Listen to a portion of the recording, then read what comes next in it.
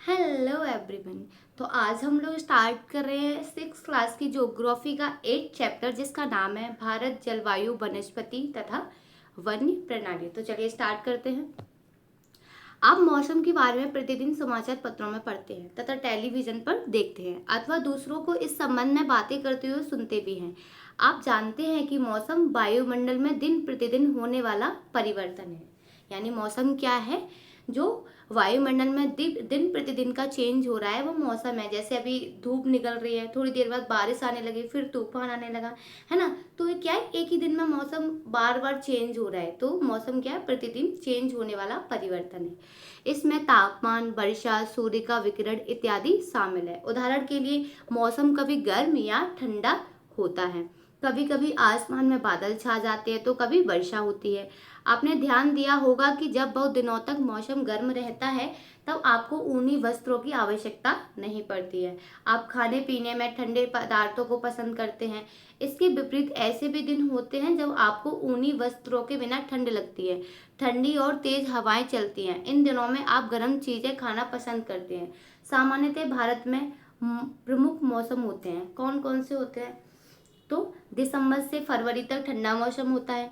मार्च से मई गर्मी होती है। जून से सितंबर दक्षिण पश्चिम मानसून का समय होता है, यानी वर्षा वाला। अक्टूबर और नवंबर कौन सा होता है? मानसून के लौटने का मौसम होता है, यानी शरद ऋतु होती है।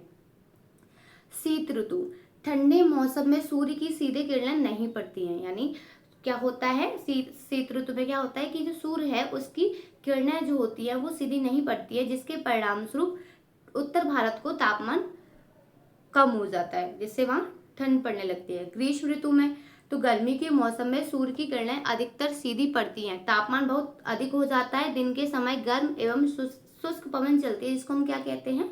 लू, है ना। दक्षिण पश्चिम मानसून या वर्षा का मौसम, यह मानसून के आने तथा आगे बढ़ने का मौसम है। कब स्टार्ट होता है? 5 जून की साइड स्टार्ट हो जाता है मानसून, है ना।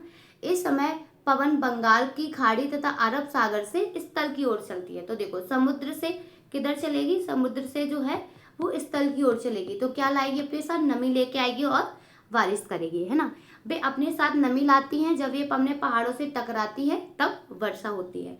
मानसून के लौटने का मौसम होता है, यानी अब क्या होगा? अब स्थल से समुद्र की ओर हवा चलेगी। अब स्थल से समुद्र की ओर चल रही है तो इसके अंदर अब नमी तो नहीं होगी, है ना। तो क्या होता है? ये बारिश नहीं करती है। इस समय पवन स्थल भागों से लौटकर बंगाल की खाड़ी की ओर बहती है। यह मानसून के लौटने का मौसम होता है। भारत के दक्षिण भागों विशेषकर तमिलनाडु तक आंध्र प्रदेश में इस मौसम में वर्षा होती है।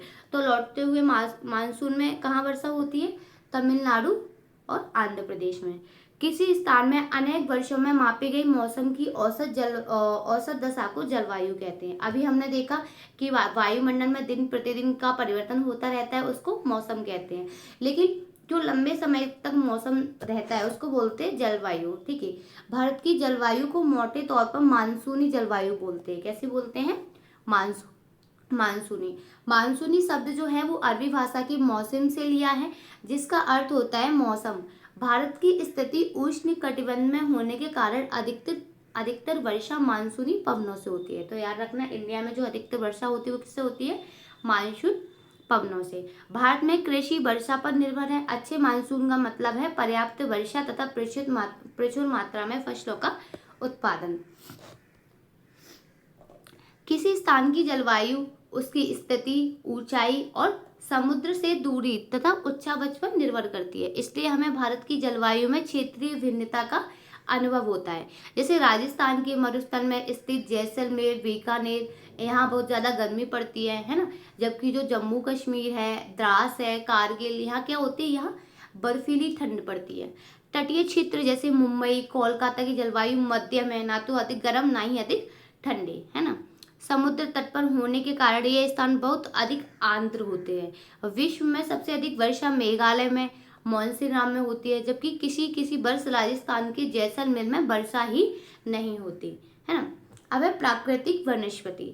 तो हम अपने चारों तरफ विभिन्न प्रकार का पादप जीवन देखते हैं। हरे घास वाले मैदानों में खेलना कितना अच्छा लगता है। कुछ पौधे छोटे होते हैं, है ना, जिन्हें झाड़ी कहा जाता है, जैसे कैक्टस है, फूलों वाले पौधे हैं। इसके अतिरिक्त बहुत से लंबे वृक्ष होते हैं, उनमें से कुछ बहुत शाखाएं तथा पत्ती होती है, जैसे नीम, आम। तो कुछ वृक्ष ऐसे होते हैं जिनमें पत्तियों की मात्रा बहुत कम होती है, जैसे नारियल का पेड़, है ना। घास, झाड़ियां तथा पौधे जो बिना मनुष्य की सहायता के उपजते हैं, उन्हें प्राकृतिक वनस्पति कहा जाता है। तो प्राकृतिक वनस्पति किसे कहा जाता है? जो बिना मनुष्य की सहायता के उगते हैं। क्या आप कभी ये नहीं सोचते कि ये एक दूसरे से किस प्रकार भिन्न है? अलग अलग जलवायु में अलग अलग प्रकार की वनस्पतियां पाई जाती हैं। इनमें वर्षा की मात्रा का सबसे महत्वपूर्ण योगदान होता है। किसका? वर्षा का। जलवायु की भिन्नता के कारण भारत में अलग अलग तरह की वनस्पतियां पाई जाती हैं। भारत की वनस्पतियों को 5 प्रकारों में विभाजित किया जाता है। तो याद रखना, भारत की जलवायु को कितने? 5 प्रकारों में, ठीक है। कौन कौन सी हैं? तो उष्णकटिबंधीय सदाबहार वन है, उष्णकटिबंधीय पतझड़ वन है, कटीली झाड़ियां हैं, पर्वतीय वनस्पति हैं और मैंग्रोव वन है। पहले देखेंगे उष्णकटिबंधीय वर्षा वन। उष्णकटिबंधीय वर्षा वन उन क्षेत्रों में पाए जाते हैं जहां अधिक वर्षा होती है और ये घने होते हैं। सूर्य का प्रकाश जमीन तक नहीं पहुंचता, क्योंकि वृक्ष जो होते हैं वो बहुत ज्यादा घने होते हैं, इस वजह से जो सूर्य का प्रकाश आता है वो जमीन तक नहीं पहुंचता है ना। वृक्षों की अनेक प्रजातियां इन वनों में पाई जाती हैं। ये वन वर्ष के अलग अलग समय में अपनी पत्तियां गिराते हैं, यानी एक साथ नहीं गिराते, अलग अलग समय में गिराते हैं। तो क्या होता है, ये हमेशा हरे भरे दिखाई देते हैं, इसलिए इन्हें सदाबहार वन कहा जाता है।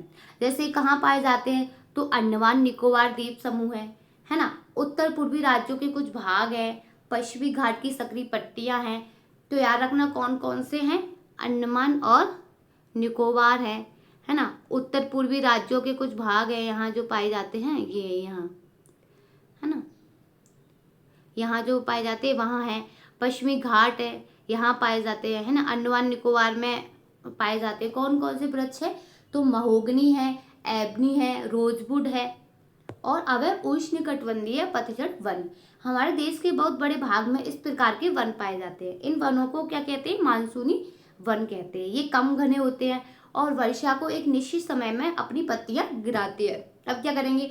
एक निश्चित समय में पत्तियां गिरा देंगे, है ना। तो क्या होता है? फूल ही नहीं दिखते, तो पत्ती जो होती है वो गिर जाती है सारे पेड़ों की, तो हम इन्हें इसलिए कहते हैं पतझड़ वन। इन वनों में पाए जाने वाले महत्वपूर्ण पेड़ कौन से हैं?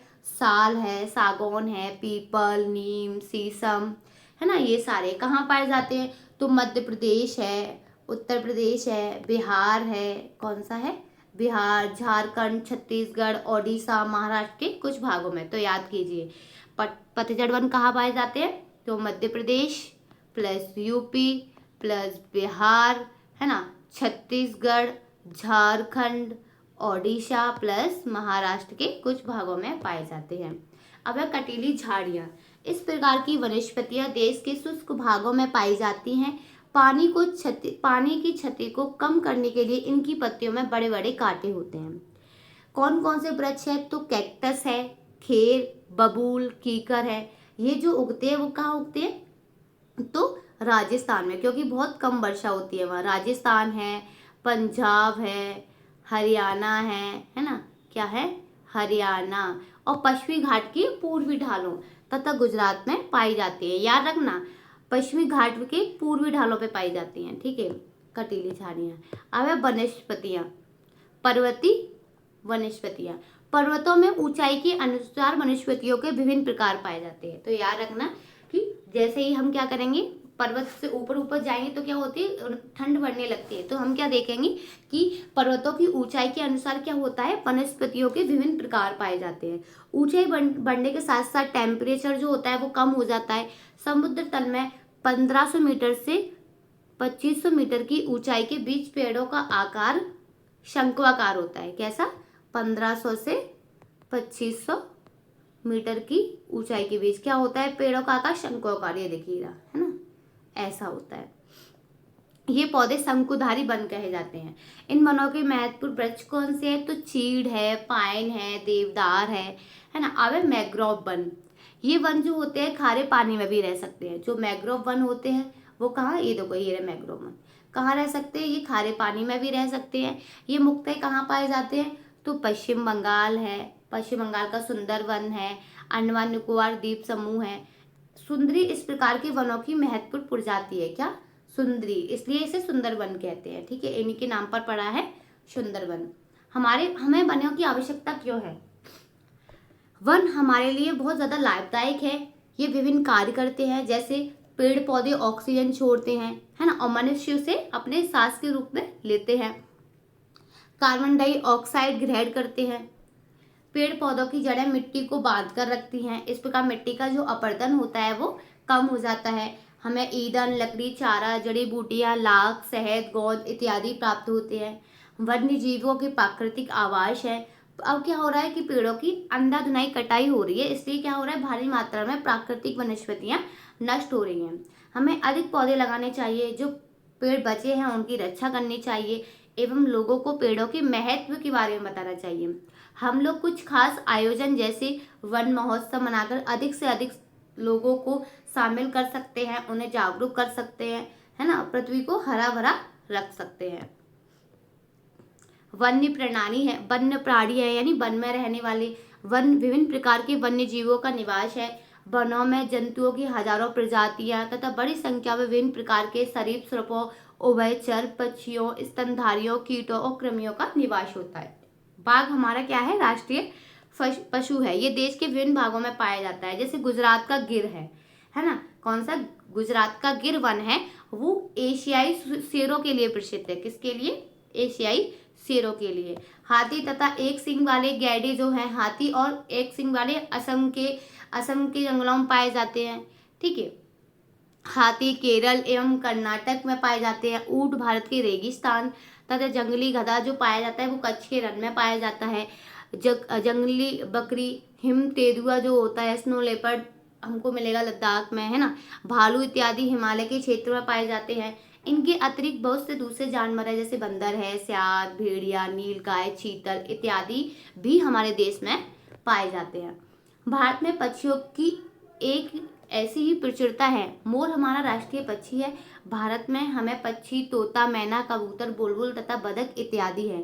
अन्य बहुत सारे राष्ट्रीय पक्षी उद्यान है। तो क्या है, बहुत सारे राष्ट्रीय पक्षी उद्यान है जो पक्षियों को उनको प्राकृतिक निवास प्रदान करते हैं। उद्यान शिकारियों से पक्षियों की रक्षा करते हैं। अपने क्षेत्र में पाए जाने वाले 5 पक्षियों के नाम बता सकते हो, है ना। भारत में सांपों की सैकड़ों प्रजातियां पाई जाती हैं, उनमें कोबरा एवं करेत प्रमुख है। वनों के कटने तथा जानवरों के शिकार के कारण भारत में पाए जाने वाले वन्य जीवों की प्रजातियां तेजी से घट रही हैं। बहुत सी प्रजातियां तो समाप्त भी हो चुकी हैं। उनको बचाने के लिए बहुत से नेशनल पार्क, पशु विहार, जीव मंडल यानी बायोस्फीयर रिजर्व क्षेत्र स्थापित किए जा रहे हैं। सरकार ने हाथियों तथा बाघों को बचाने के लिए बाघ परियोजनाएं, हस्ती परियोजनाएं जैसी परियोजनाएं स्टार्ट की हैं।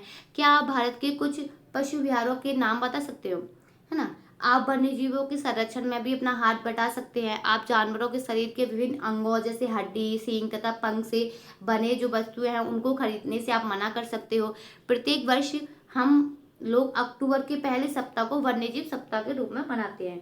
तो क्या करते हैं, अक्टूबर का जो पहला सप्ताह होता है, अक्टूबर का पहला सप्ताह जो होता है वो किस लिए मनाते हैं, वन्य जीव सप्ताह के रूप में, ताकि वन्य जीवों के निवास को संरक्षित रखने के लिए जागरूकता लाई जा सके, है ना।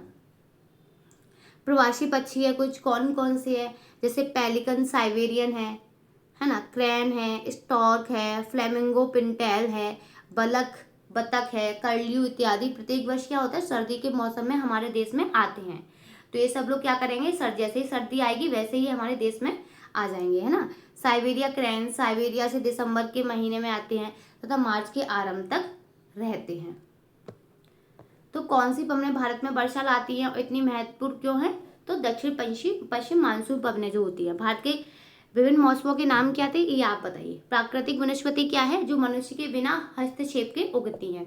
भारत में पाई जाने वाली विभिन्न प्रकार की वनस्पतियों के नाम लिखिए, कौन सी थी, 5 प्रकार थे, है ना। सदाबहार वन तथा पतझड़ वन में अंतर क्या है, तो सदाबहार जो वन होते हैं वो क्या करते हैं, अपनी एक साथ पत्तियां नहीं गिराते, इसलिए वो सदाबहार रहते हैं। जबकि पतझड़ क्या करते हैं, एक निश्चित समय में अपनी सारी पत्तियां गिरा देते हैं, इसलिए इन्हें पतझड़ वन कहा जाता है। उष्णकटिबंधीय वर्षा वन को सदाबहार वन क्यों कहा जाता है, क्योंकि इनके पेड़ जो हैं वो अलग अलग समय में पत्तियां गिराते हैं, इसलिए सारे पेड़ जो होते हैं वो हरे भरे दिखते हैं। इसलिए विश्व में सबसे अधिक वर्षा वाला क्षेत्र कौन सा है, तो मानसीराम। मैंग्रोव वन कहाँ हो सकते हैं, तो खारे जल में भी हो सकते हैं। महोगनी एवं रोजवुड वन जो है वो कैसे हैं, वो उष्णकटिबंधीय सदाबहार वन है। जंगली बकरी तथा हिम तेंदुए कहाँ पाए जाते हैं, तो हिमालय क्षेत्र में पाए जाते हैं। दक्षिण पश्चिम मानसून के समय आंध्र पवनें कहाँ से चलती हैं, तो समुद्र से स्थल की ओर चलती हैं। ठीक है। गर्मी में दिन के समय शुष्क तथा गर्म पवनें चलती है जिन्हें लू कहा जाता है। आंध्र प्रदेश तथा तमिलनाडु में क्या होता है, लौटते हुए मानसून के मौसम में बहुत अधिक वर्षा होती है। गुजरात की जो गिर है वो किसका निवास स्थल है, गुजरात का गिर। तो एक मिनट,